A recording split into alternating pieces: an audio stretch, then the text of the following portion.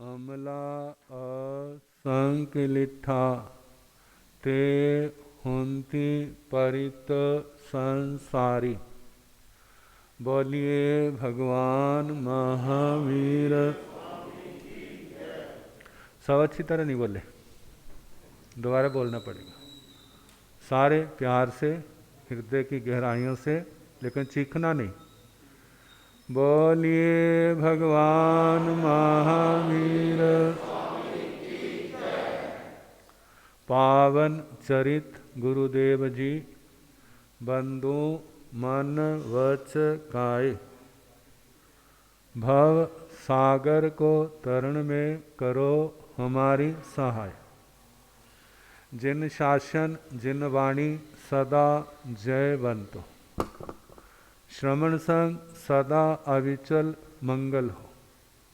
मुक्ति को प्राप्त श्रवण भगवान महावीर स्वामी, उनकी परम पावन कल्याणी भागवती वाणी, वाचक प्रमुख श्री इंदर भूति गौतम आदि गणधर भगवंत, जुग प्रधानाचार्य परम पूज्य श्री सुधर्मा स्वामी जी महाराज, उनकी परम पावन पाठ परंपरा, वर्तमान आचार्य ध्यान योगी परम पूज्य श्री शिव मुनि जी महाराज एवं गुरुजन, सबके पावन चरण सरोजों में मेरा अनंत अनंत बार वंदना नमस्कार।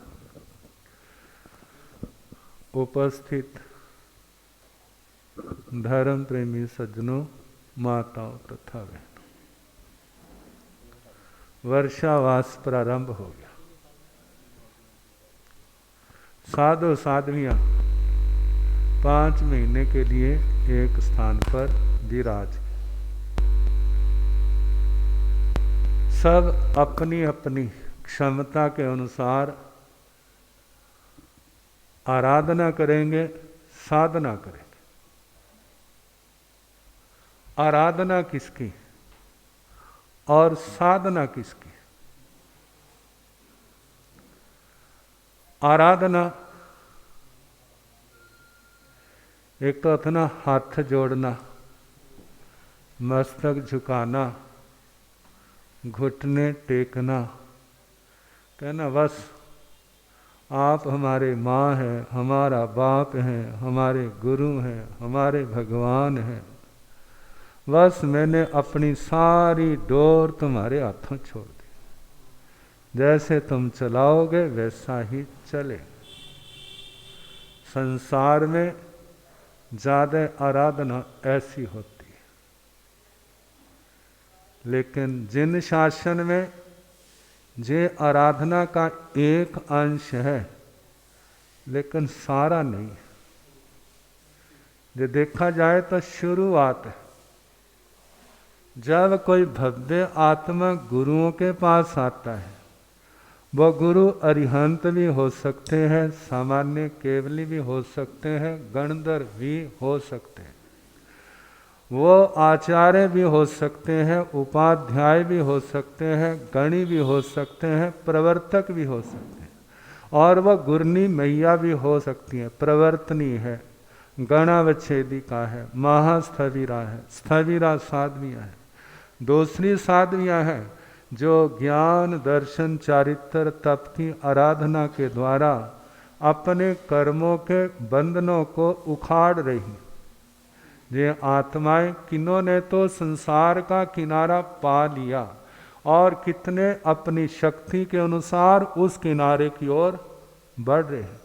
कई बार ऐसा होता है ना, किसी के पास तो सुपर फास्ट में बैठा है, वो क्या होगा, जल्दी पहुंचेगा, और कोई सुपर फास्ट तो है नहीं, फास्ट है, कोई उससे काम में है, उससे काम है, लेकिन अपनी शक्ति के अनुसार ईमानदारी से जो इस मार्ग पर चलने वाला है, लोगों को नहीं रिझाना, लोगों को परेशान करने के लिए नहीं है। किसके वास्ते है? संबर निर्जरा के। मेरे कर्म आने रुके, नए बंधन रुके, और पुराने कर्म टूटे। लेकिन एक अवस्था होती है ना, पहले बच्चा अपने वास्ते नहीं पढ़ता, किसके वास्ते पढ़ता है? माँ बाप के लिए। मैं पढ़ूंगा नहीं तो माँ बाप हर समय मुंह फुलाए फिरेंगे, मैं मेरे डांटते फिरेंगे। वह माँ बाप खुश रहे इसलिए क्या करता है? पढ़ता है। लेकिन जब वो 16-17 साल की उम्र तक आता है तो उसकी समझ विकसित होती है और उसको लगता है जे पढ़ाई माँ बाप वास्ते नहीं है। किसके वास्ते है? जे मेरे वास्ते है। पहले कहते थे पढ़ पढ़, तो पढ़ता था। जे माँ बाप कहना भूल गए तो बड़ा खुश होता था। और अब क्या स्थिति आ गई है? किसी को कहने की जरूरत नहीं पड़ती, वो क्या करता है? स्वयं पढ़ाई के रास्ते पर बढ़ता है, साधन मांगता है। मेरे को किताब की जरूरत है, मेरे को कोचिंग की जरूरत है, ऐसा जे करो जे करो। और माँ बाप को भी खुशी होती है, हमारे बच्चे को समझ आ गई। पहले समझ नहीं थी, लेकिन जब समझ आती है तो कितना समय निकल चुका होता है। चाहे माँ बाप के लिए पढ़ा है, लेकिन उतने समय तक कहाँ से कहाँ तक पहुँचा है। धर्म ध्यान करने वालों की भी जय स्थिति होती है। समाई करते हैं, एक स्थिति होती है। किसके वास्ते करते हैं? क्या करें, गुरुओं ने नेम करा दिया था। अब ना उनकी हाँ करते तो उन्होंने अपना मुंह फुला लेना था, उन्हें हमारे घर नहीं आना था, उन्हें कह रहे हम नहीं तुम्हारे घर गोचरी जाते। अब उनकी प्रसन्नता के लिए हमने क्या कर लिया? अब गुरुजी भी खुश हो गए, चेले ने कहना मान लिया। अब वो समाई करने लग पड़ा। अब जब तक आत्मा सोई हुई है, केवल वो किसके लिए कर रहा है? गुरु के लिए कर रहा है, गुरनी के लिए कर रहा है, माता पिता दादे दादियों को। क्योंकि बच्चे करते हैं तो दादा दादी बड़े खुश होते हैं, माँ बाप बड़े खुश होते हैं, तो उनकी खुशी के लिए क्या हो रहा है? और उसको क्या पता आत्मा क्या होती है, परमात्मा क्या? हाँ, रट्टे जिन्होंने रट्टे लगा दिए हैं, मैं आत्मा हूँ, मैं परमात्मा हूँ, सो हम, ऐसे रट्टे लगाए हैं। मेरी आत्मा अलग है, मेरा शरीर अलग है, कर्म अलग है, ये सारे रट्टे लगाए। लेकिन अभी उसको एहसास क्या है? एहसास तो कुछ भी नहीं है। क्योंकि जैसा पाठ पढ़ा देंगे वैसा ही पाठ बोलने लग जाते हैं। लेकिन जे बुरा नहीं है, जे पाठ बुरे नहीं है। इस रास्ते पर चलते चलते वो कितने पापों से बच जाते हैं। गुरुओं के प्रति श्रद्धा है, सम्मान है, अपना कितने व्यसनों से बच जाते हैं। यदि ये किया तो गुरुओं को पता चल गया, वो मेरे प्रति उनकी कैसी नज़र हो जाएगी। माँ बाप को पता चलेगा, कितना धक्का पहुँचेगा। मैंने ऐसा काम नहीं करना।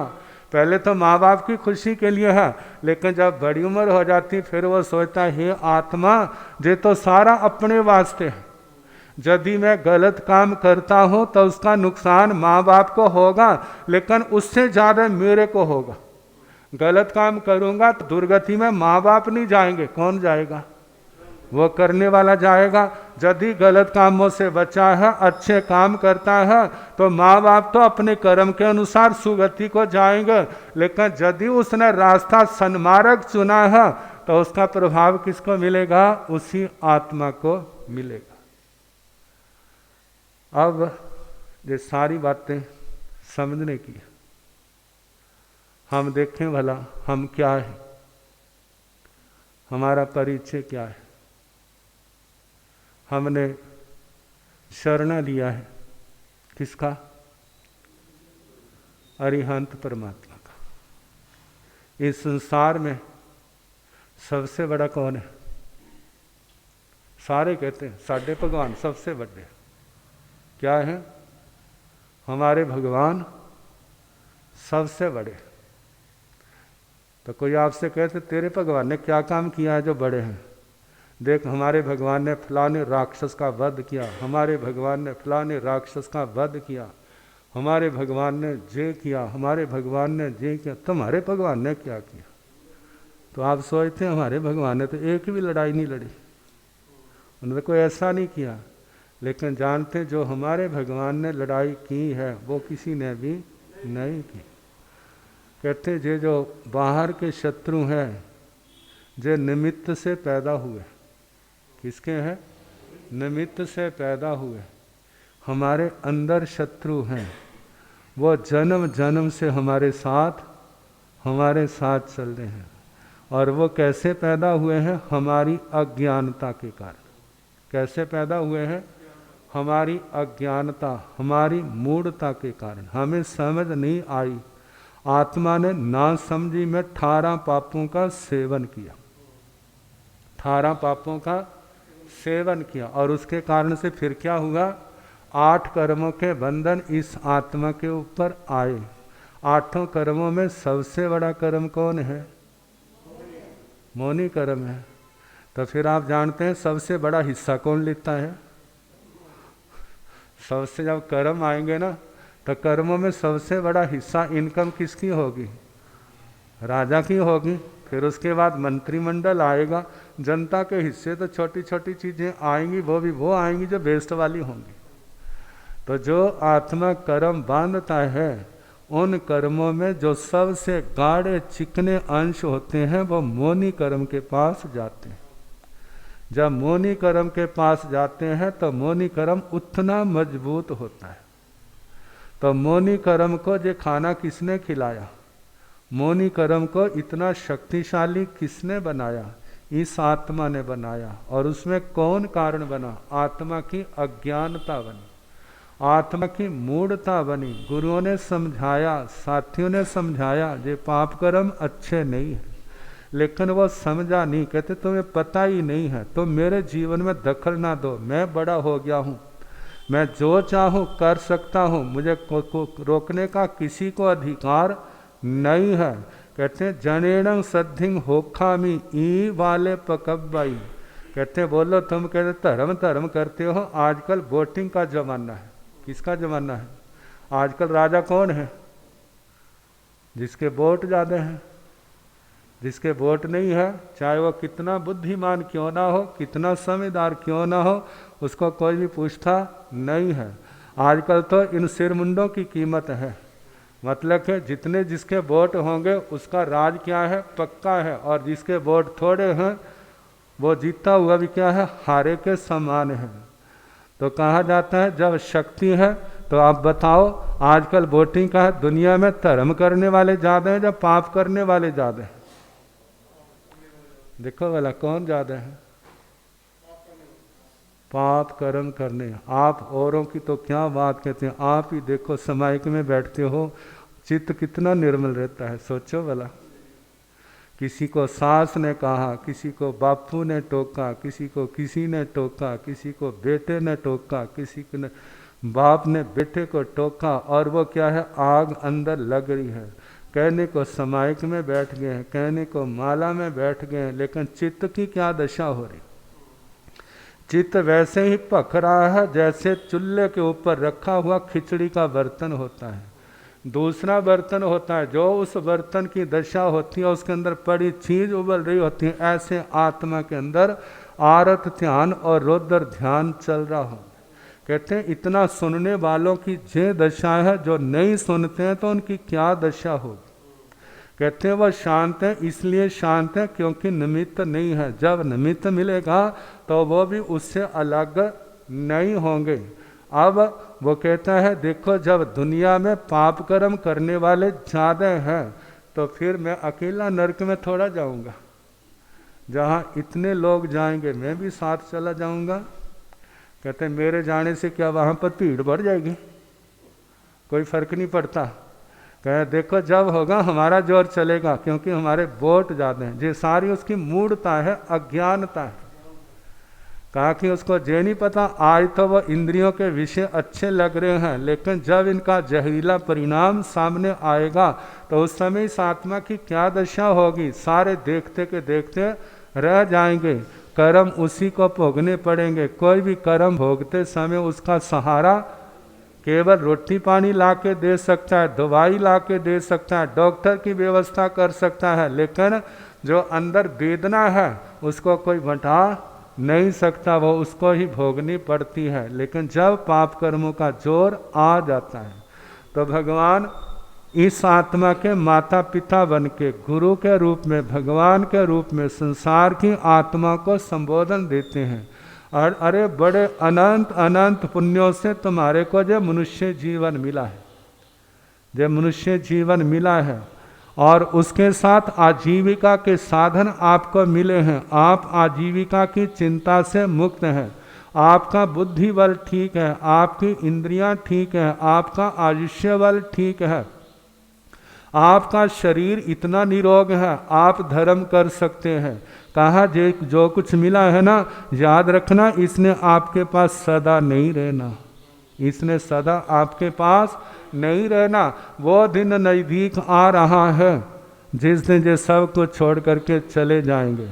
लेकिन आप जानते हैं जब किसी की ना गवर्नमेंट सर्विस में अपॉइंटमेंट होती है बड़े खुश होते हैं, लेकिन जिस दिन उसकी नियुक्ति होती है उसके साथ ही रिटायरमेंट का दिन भी क्या हो जाता है, वो भी निश्चित हो जाता है। जितना जितना समय निकलता जा रहा है वो सेवानिवृत्ति का समय भी क्या हो रहा है, नज़दीक आ रहा है, लेकिन उस ओर ध्यान नहीं जाता। इसी प्रकार पूर्व जन्म के पुण्यों के उदय से कोई पुरुष रूप में जन्मा है, कोई बहन के रूप में जन्मा है, सबको अपनी अपनी पुण्यवाणी के अनुसार साधन मिले हुए हैं। कहते हैं धर्म ध्यान करो, कहते हैं हमारा मन तो बड़ा करता, समय नहीं मिलता। क्या है, समय नहीं मिलता। कहते सब समय मिल जाएगा, जब आखिरी टाइम आएगा ना, कहते चल चले, फिर क्या कहोगे मेरे पास समय नहीं है चलने का। कहते चलता ने कान से पकड़ के घसीटता, तेरे को क्या करूँगा, घसीटते ले जाऊंगा, वहां पर कोई सुनवाई नहीं होगी। कहा कि इन समयों में से समय निकालना, चाहे आज आपके पास समय नहीं है, लेकिन आप अपने जीवन की व्यवस्था बनाओ। जब व्यवस्था बनाओगे तो आपको समय निकल जाएगा। देखते हैं ना, समय नहीं है, लेकिन आज टेलीफोन आ जाता है फलानी जगह क्या होगी, डेथ हो गई है, वहां पर चौथे पर जाना है। समय निकालते हैं ना। और देखते हैं संवत्सरी को रौनक ज़्यादा होती है, चौथे वाले दिन ज़्यादा होती है। कौन से दिन रौनक ज़्यादा होती है? चौथे तो ज़्यादा होती है। मतलब वो ज़्यादा जरूरी है, क्योंकि लोगों को चिंता है ना, ये हम किसी के चौथे पर जाएंगे तो कोई हमारे चौथे पर आए, और हम किसी के चौथे पर नहीं जाएंगे तो कोई हमारे चौथे पर भी नहीं आएगा। फिर उसके बाद कहते जितने लोग, चाहे हमारा जीवन कैसा भी है, जितनी भीड़ चौथे पर ज़्यादा होगी तो उसका प्रमाण पत्र होता है, सर्टिफिकेट, क्या जो व्यक्ति बड़ा अच्छा था।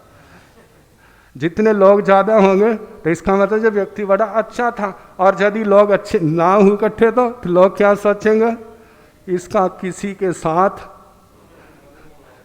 के साथ मिलना व्यवहार नहीं था।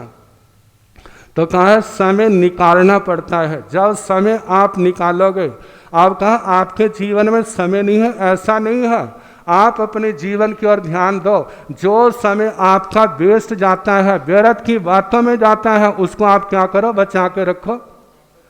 फोन के ऊपर बैठते हैं, कितनी कितनी देर तक बातें करते रहते, क्या वो जरूरी है? जरूरी है 2-4 बातें कहो और उस समय क्या कर दो, बंद कर दिया, आपका काम हो गया। जो आधा घंटा लगाना था वो 2 मिनट के अंदर हो गया, 28 मिनट बच गए ना। ऐसे और देखो, बाजार में घूमने जाते हैं, क्या जरूरी है? अपना काम के लिए जाना है, करो, वापिस आ जाओ। लेकिन व्यर्थ की बातों में कितना हमारे जीवन का अनमोल समय क्या हो जाता है, चला जाता है। कहा रोटी खानी जरूरी है, पानी पीना जरूरी है, इसके बिना हमारा शरीर नहीं चलता। लेकिन छुट्टी वाले दिन 4-4, 5-5 घंटे टीवी देखना वो जरूरी नहीं है। आपने एक ने 4 घंटे टीवी देखा है और एक ने 4 घंटे के अंदर कितनी समाइकें आ जाती हैं। किसका दिन सार्थक गया? टीवी देखने वाले, समाइक करने वाले का।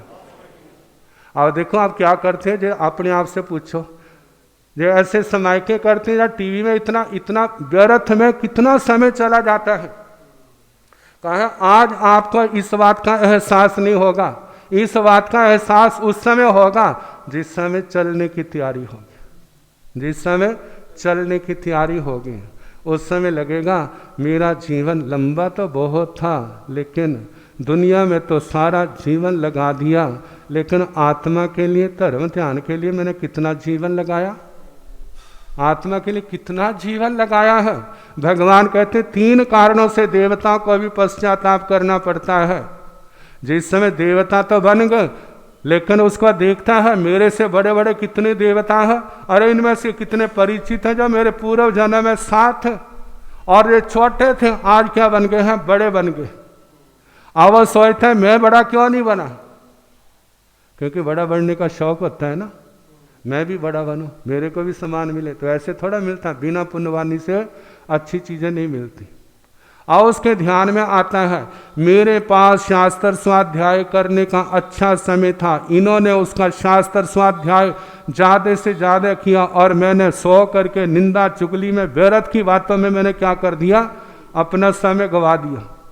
दूसरी बात, इन्होंने संयम पाला, इन्होंने शुद्ध संयम पाला और मैंने कदम कदम पर बिना आवश्यकता के दोषों का सेवन किया। कहा दोष का सेवन होना बड़ी बात नहीं, मजबूरी होती है तो होता है, लेकिन जब कपड़ा फट जाता है तो दोबारा सी लेते हैं ना, तब बल लग जाए तो उसको धो लेते हैं। ऐसे किसी भी कारण से दोष लगा है तो उसका गुरुजनों के आगे अपनी आलोचना करके प्रायश्चित करके उसका शुद्धिकरण कर लो, ठीक हो गया। इन्होंने तो अपने संयम रूपी चद्दर को स्वच्छ रखा और मैंने प्रमाद के कारण से संयम को शुद्ध नहीं रखा। तीसरी बात, इन्होंने लंबे समय तक संयम पाला और मैंने थोड़े समय तक संयम पाला। थोड़े समय के कारण से देवता तो बन गया लेकिन बड़ा नहीं बना। आप देखो, एक ने बचपन में दीक्षा ली है और एक ने जीवन के आखिरी वर्षों में ली है, तो उनकी साधना में कितना अंतर होगा।